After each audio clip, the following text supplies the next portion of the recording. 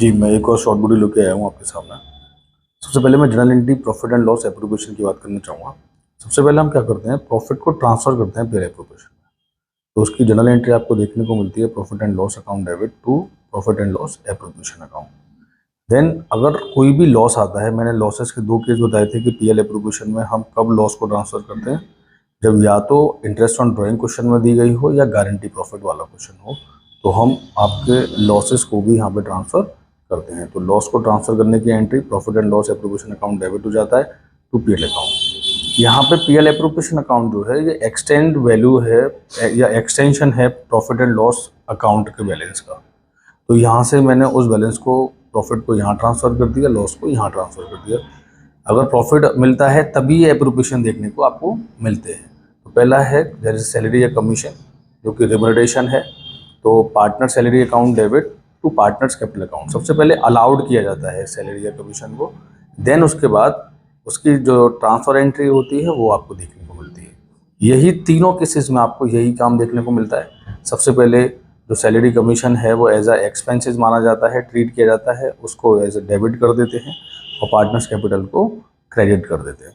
Then उसके बाद उसकी ट्रांसफ़र की एंट्री होती है जिसमें PL appropriation account debit to partner salary या कमीशन अकाउंट।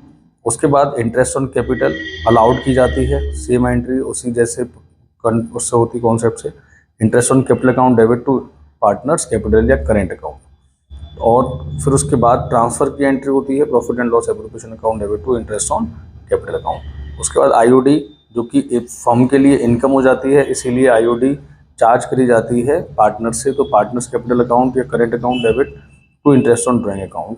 और ट्रांसफ़र की entry interest on drawing account debit to PL appropriation account. यहाँ पे जो करेंट अकाउंट या कैपिटल अकाउंट का जो आपको दो वो देखने पर मिल रहे हैं, इसमें कैपिटल अकाउंट तब यूज़ करी जाती है जब फ्लक्चुएटिंग मेथड हो, करेंट अकाउंट तब यूज़ किया जाता है जब फिक्स मेथड हो।